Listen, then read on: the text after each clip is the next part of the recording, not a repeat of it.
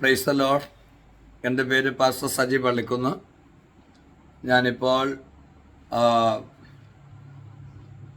Church of God Kannur സെൻട്രലിലുള്ള പ്രിയ ഷാജി പാസ്റ്ററുടെ വാടകയ്ക്കുള്ള ഭവനത്തിലാണ് നിൽക്കുന്നത്. പ്രിയമുള്ളവർക്ക് സ്വന്തമായി വീടോ സ്ഥലമോ ഒന്നും ഇല്ല. ഈ കെട്ടിടത്തിലാണ് അവർ ദൈവത്തെ ആരാധിക്കുന്നത്.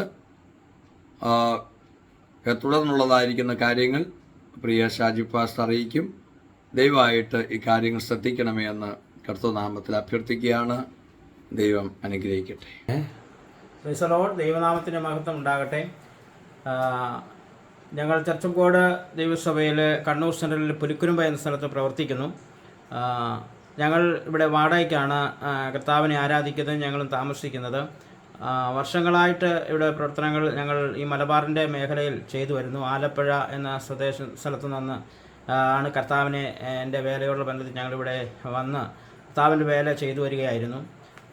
സഭയിൽ അംഗങ്ങൾ വളരെ കുറവാണ്.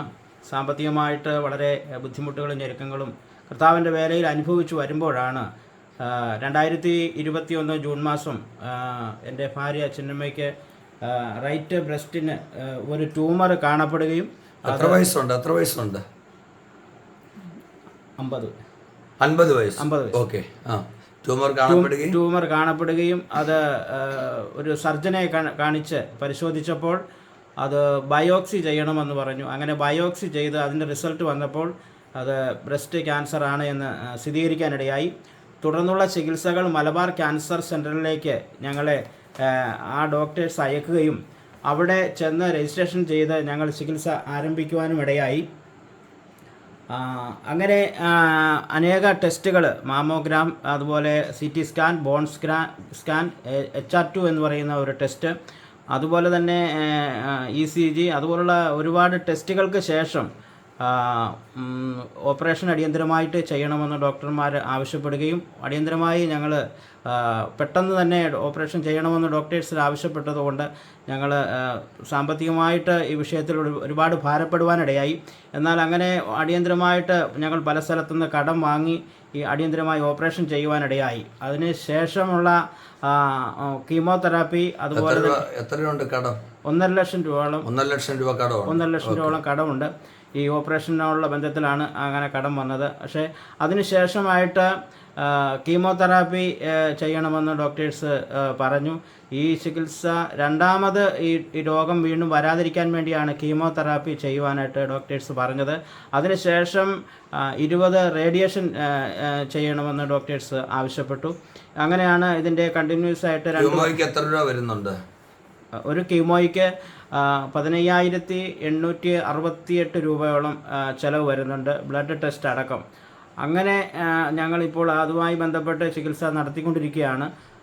അതുകൊണ്ട് ഇവിടെ ഞങ്ങൾക്ക് ഈ വിഷയത്തിൽ ഒരുപാട് ഭാരം അനുഭവിക്കേണ്ടതായിട്ട് വന്നു. ഞങ്ങൾ ഹൈന്ദവ പശ്ചാത്തലത്തിൽ നിന്ന് ഏകനായി രക്ഷിക്കപ്പെട്ടു വന്ന വ്യക്തിയാണ്. സാമ്പത്തികമായിട്ട് ഞങ്ങളുടെ കുടുംബ പശ്ചാത്തലത്തിൽ തന്നെ ഒന്നുമില്ല. കർത്താവ് ഞങ്ങൾക്ക് നൽകുന്നതാണ് ഞങ്ങൾക്കുള്ളത്. അങ്ങനെ കർത്താവിനെ സേവിച്ചു വരുമ്പോൾ ആണ് ഈ അസുഖം ഞങ്ങൾക്ക് വരികയും എൻ്റെ ഭവനത്തിൽ നിന്ന് അനേകർ വീട്ടിലുള്ള പല പ്രിയപ്പെട്ടവരും ഇതുമായി ബന്ധപ്പെട്ട ഒരു ചോദ്യം ചോദിക്കാനിടയായി. കർത്താവിനെ സേവിച്ചിട്ട് ഇങ്ങനെയൊക്കെ സംഭവിക്കുന്നല്ലോ, അതുകൊണ്ട് അങ്ങനെയൊക്കെ ഭാരപ്പെടുവാനിടയായി. എങ്കിലും ദൈവം ഇത്രത്തോളം ഞങ്ങളെ ബലപ്പെടുത്തുവാനിടയായി. തുടർന്നുള്ളതായ എല്ലാ ചികിത്സാ കാര്യങ്ങളും മുന്നോട്ട് കൊണ്ടുപോകണം. അതുകൊണ്ട് ഈ വീഡിയോ ശ്രദ്ധിക്കുന്ന എല്ലാ ദൈവമക്കളും ഈ വിഷയത്തിനായിട്ട് ശക്തമായി പ്രാർത്ഥിക്കുകയും നിങ്ങളെ കഴിയുന്ന സാമ്പത്തിക നന്മകൾ ഈ വിഷയത്തിന് നൽകി ഞങ്ങളെ ഈ പ്രത്യേക ഞങ്ങളായിരിക്കുന്ന സാഹചര്യത്തിൽ നിന്ന് ഞങ്ങളെ സഹായിക്കണമെന്ന് കർത്തൃനാമത്തിൽ അപേക്ഷിക്കുന്നു. ദൈവം നമ്മെ അനുഗ്രഹിക്കും. ഓക്കെ. ദൈവനാമത്തിന് നന്ദിയോടെ സ്തോത്രം. ഈ അനുഗ്രഹിക്കപ്പെട്ട സമയത്ത് ഇപ്രകാരം കർത്താവിൻ്റെ സന്നിധിയിൽ ഒരു സാക്ഷ്യം പറയുവാൻ ദൈവം അവസരം തന്നതിനായി ദൈവത്തെ സ്തുതിക്കുന്നു. സുവിശേഷ വേലയോടുള്ള ബന്ധത്തിലായിരിക്കുമ്പോൾ ഇങ്ങനെ ഒരു പ്രയാസങ്ങളിലൂടെ കടന്നു പോകേണ്ടി വന്നു. എന്നാലും ഹൃദയത്തിന് ഒട്ടും ഭാരമില്ല. ദൈവം തന്ന ഏറ്റവും വലിയൊരു ഗിഫ്റ്റായിട്ടാണ് ഞാൻ അതിനെ കാണുന്നത്. ദൈവത്തിന് സ്തോത്രം ചെയ്യുന്നു. എൻ്റെ കർത്താവിനെ അധികമായി സ്നേഹിക്കുന്നു എന്നാണ് ഞാൻ കരുതുന്നത്. ദൈവത്തിന് സ്തോത്രം. ആകയാൽ എന്നെ ഓർത്ത് എൻ്റെ കുടുംബത്തെ ഓർത്ത് പ്രാർത്ഥിക്കണം. എനിക്ക് 2 പെൺകുഞ്ഞുങ്ങളാണ്. മൂത്ത മോളെ വിവാഹം കഴിച്ചു, അവളിപ്പോൾ ഗർഭിണിയാണ്. ഇളയ മോള് ഒരു കോഴ്സ് പഠിച്ച് അതിൻ്റെ ട്രെയിനിങ് കഴിഞ്ഞതേ ഉള്ളൂ. അവളെ ഓർത്തും പ്രാർത്ഥിക്കണം. ദൈവം ഞങ്ങളെ മാനിക്കുവാൻ, ഈ രോഗം ഞങ്ങളുടെ ജീവിതത്തിലൊരു സുവിശേഷത്തിനൊരു വലിയ വാതിൽ തുറന്നു കിട്ടുവാൻ ആണ് എൻ്റെ ആഗ്രഹം. അനേകർ കർത്താവിനെ അറിയുവാനും, ഞങ്ങളെ നിന്ദിക്കുന്നവരുണ്ട്, അവരുടെ നടുവിൽ കർത്താവ് ഞങ്ങളെ ഉയർത്തുവാൻ, ദൈവമക്കൾ എവിടെയെല്ലാം ഇരുന്ന് ദൈവമക്കൾ കേൾക്കുന്നുണ്ടോ അവർ എല്ലാവരും ഞങ്ങളെ ഓർത്ത് പ്രാർത്ഥിക്കണം. കർത്താവിൻ്റെ വേല ഈ മലബാറിൻ്റെ പ്രദേശത്ത് വളരെ പ്രയാസമാണ്. ആത്മാക്കൾ മുൻപോട്ട് വരുന്നതിന് വളരെ തടസ്സമുണ്ട്. എന്നാൽ ദൈവം ഒരു അത്ഭുതം ചെയ്തിട്ട് അനേകർ രക്ഷിക്കപ്പെടുവാൻ ആഗ്രഹമുണ്ട്. അങ്ങനെയാണ് പ്രാർത്ഥിക്കുന്നത്. അതുകൊണ്ട് ഈ പ്രയാസഘട്ടങ്ങളിൽ തകർന്നു പോകാതെ കർത്താവ് പിടിച്ചു നിൽക്കുവാനും ഒരു ഭാരം അതിലൂടെ നേരിടുവാനിടയായിത്തീരാതെ അത്ഭുത സൗഖ്യം ദൈവം തരുമെന്നാണ് പൂർണ്ണമായി ഞാൻ വിശ്വസിക്കുന്നത്. നിങ്ങളുടെ വിലപ്പെട്ട പ്രാർത്ഥന അടിയൻ യാചിച്ചുകൊണ്ട് ദൈവസന്നിധിയിലിരിക്കുന്നു. ഏത് ബാങ്കിലാണ് അക്കൗണ്ട് ഉള്ളത്? ഞങ്ങൾക്ക് ഫെഡറൽ ബാങ്കിലാണ് അക്കൗണ്ട് ഉള്ളത്. ഓക്കെ. ആരുടെ പേരിലാണ്? എൻ്റെ പേരിലാണ് അക്കൗണ്ട്. എങ്ങനെയാ പാസ്റ്ററുടെ പേര് അതിനകത്ത്? ഷാജി പി. പി എന്ന് പറഞ്ഞാൽ? പി എന്ന് പറഞ്ഞാൽ എൻഷല് പൊന്നപ്പൻ എന്നാണ് അച്ഛൻ്റെ പേര്. ഓക്കെ. ഇപ്പൊ ഷാജി പൊന്നപ്പൻ. ഷാജി പൊന്നപ്പൻ. ഓക്കെ. ബ്രാഞ്ച് ഏതാണ്? Branch Chemperi branch.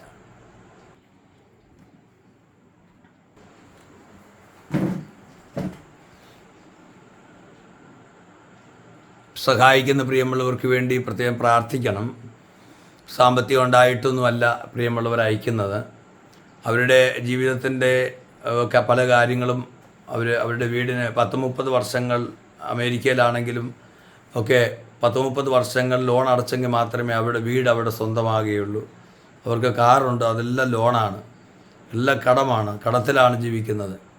അമേരിക്ക പോലുള്ള രാജ്യത്തിൽ വലിയ ചെലവ് ഉള്ള രാജ്യമാണ്. എങ്കിലും നമ്മുടെ രാജ്യത്തിലെ, നമ്മുടെ കേരളത്തിലെ ദൈവമക്കളെ ഓർത്ത് നമ്മൾ അവർക്ക് വേണ്ടി പ്രാർത്ഥിക്കുകയും സഹായിക്കുകയും സഹായിക്കുന്ന എല്ലാ കുടുംബങ്ങളെ ഓർത്ത് പ്രത്യേകമായി പ്രാർത്ഥിക്കണം എന്ന് ഞാൻ അഭ്യർത്ഥിക്കുന്നു. ദൈവം അനുഗ്രഹിക്കട്ടെ.